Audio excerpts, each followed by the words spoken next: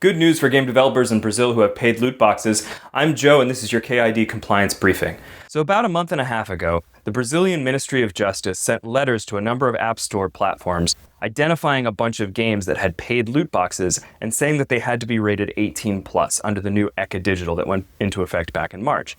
This was creating a lot of confusion among developers because included in that list were a number of games that had already actually implemented age verification to prevent minors from getting the loot box.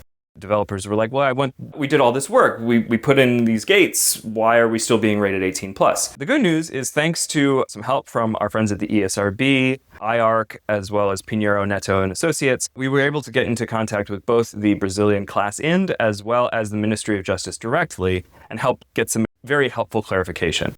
Essentially, under this new clarification, if you have implemented age assurance, this can be seen as a mitigating measure that can help you lower your rating. We've already had one client go through and actually do this appeals process and get their rating lowered. Doesn't guarantee a lower rating, but it is a mitigating factor if the game is otherwise appropriate. So this seems like a pretty straightforward story, right? So kind of common sense. I can go to Disneyland and order alcohol at some of the restaurants because I'm a verified adult. But no one would ever say that Disneyland as a whole is a 21 plus experience, right? Kind of makes sense.